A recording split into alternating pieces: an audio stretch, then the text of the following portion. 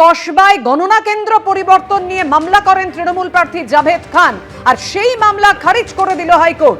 গীতাঞ্জলি স্টেডিয়ামের বদলে আলিপুরের বিহারীলাল কলেজে গণনা কেন্দ্র। হঠাৎ করে কেন নিয়ম না মেনে এই পরিবর্তন প্রশ্ন করেন তৃণমূল প্রার্থীর আইনজীবী। তারপর কি বলা হয়, কি হলো আদালতে, জানাবেন আমাদের প্রতিনিধি সৌভিক মজুমদার আমাদের সঙ্গে রয়েছেন। সৌভিক, দেখো, প্রথমত তোমাকে বলবো যে কসবা বিধানসভা কেন্দ্রের তৃণমূল কংগ্রেস প্রার্থী জাভেদ আহমেদ খান তিনি গণনা কেন্দ্রের স্থান পরিবর্তন করা নিয়ে কলকাতা হাইকোর্টে আজকে একটি মামলা করেন এবং কলকাতা হাইকোর্টের মাননীয় বিচারপতি কৃষ্ণা রাও তিনি সেই মামলা খারিজ করেছেন এবং তার বক্তব্য, অর্থাৎ কলকাতা হাইকোর্টের মাননীয় বিচারপতির বক্তব্য হলো এই যে গণনা কেন্দ্র স্থানান্তর করা হয়েছে এর মাধ্যমে নির্বাচন কমিশন কোনো রকম অন্যায় কাজ, বেআইনি কাজ বা কোনো অবৈধ কাজ তারা করেননি, অর্থাৎ একেবারে নিয়ম মেনে আইনিভাবে এই গণনা কেন্দ্রের স্থান পরিবর্তন করা হয়েছে। এটাই কলকাতা হাইকোর্টের আজকের পর্যবেক্ষণ বা আজকের নির্দেশ। এবং সেই নির্দেশে আরও একবার তোমাকে বলবো যে কসবার গীতাঞ্জলি স্টেডিয়াম থেকে গণনা কেন্দ্র পরিবর্তন করে আলিপুরের বিহারীলাল কলেজে নিয়ে যাওয়া হয়েছে। নির্বাচন কমিশনের এই সিদ্ধান্তের মধ্যে কোনো ভুল নেই। অতএব কসবার তৃণমূল কংগ্রেস প্রার্থী জাভেদ আহমেদ খানের যে মামলা ছিল সেই মামলা কলকাতা হাইকোর্ট খারিজ করেছে।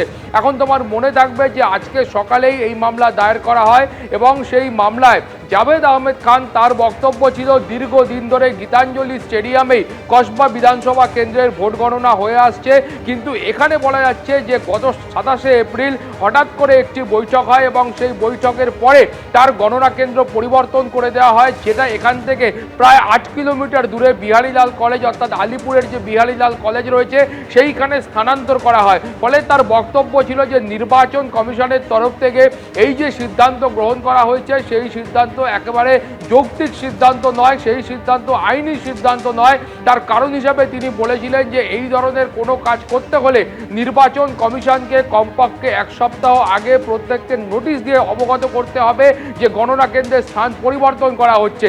কলকাতা হাইকোর্টের কাছে নির্বাচন কমিশনের একেবারে স্পষ্ট যুক্তি ছিল, তারা একেবারে নোটিশ দিয়ে এই বৈঠক ডেকেছিলেন এবং সেই বৈঠকে কসবার তৃণমূল প্রার্থী জাভেদ আহমেদ খান তিনি উপস্থিত ছিলেন এবং তাকে এ বিষয়ে অবগত করা হয়েছিল যে কেন এর স্থান পরিবর্তন করা হচ্ছে। নির্বাচন কমিশনের যে যুক্তি ছিল সেই যুক্তিকেই কলকাতা হাইকোর্ট মান্যতা দিয়েছেন এবং তৃণমূল কংগ্রেস প্রার্থী জাভেদ আহমেদ খানের যে মামলা ছিল সেটাকে কলকাতা হাইকোর্ট আজকে খারিজ করেছে। ধন্যবাদ তোমার। প্রথম দফার ভোটের মতো দ্বিতীয় দফার ভোটের পরেও আসন সংখ্যা নিয়ে তরজা চরমে পৌঁছেছে। মমতা বন্দ্যোপাধ্যায় তিনি বিজেপিকে নিশানা করে বলছেন যে মানুষকে জব্দ করতে চেয়েছিল, ভোট বাক্সে নিজেরাই জব্দ হয়ে গেছে, আমরা এবার 226-এর বেশি আসন পাবো। অন্যদিকে শুভেন্দু অধিকারী তিনি বলছেন 300 কেন বলছেন, এত উদ্বিগ্ন কেন মমতা বন্দ্যোপাধ্যায়, রাষ্ট্রবাদী সরকার তৈরি হতে চলেছে। পাল্টা শুভেন্দু অধিকারীর বক্তব্য শোনাবো পরপর।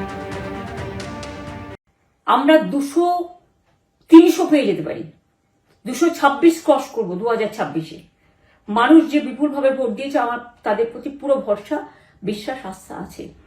এবং ওরা কালকে এটা করিয়েছে প্রেসকে দিয়ে, তার কারণ গদি মিডিয়াকে দিয়ে, তার কারণ হচ্ছে ওরা তো আপনারা জানেন ইডি, সিবিআই, ইনকাম ট্যাক্স সবাইকেই চমকায়। এমন 300 বলেছেন তো, 230 পেরিয়ে যেতে পারে। না বলেছে 300 পেলেও অবাক হব না। 300 কেন বলছেন, ঘুমানো দরকার না, এত টেন্সড হয়ে যাচ্ছেন কেন? কোনোটাই কঠিন ছিল না। হিন্দুরা ঝাঁটিয়ে ভোট দিয়েছে এবং হিন্দু স্বার্থ রক্ষাকারী, বেকার যুবকদের স্বার্থ রক্ষাকারী, নারী সুরক্ষা প্রদানকারী নরেন্দ্র মোদীজির আশীর্বাদ ধন্য একটি রাষ্ট্রবাদী সরকার তৈরি হতে চলেছে। এবিপি আনন্দ এগিয়ে থাকে, এগিয়ে রাখে।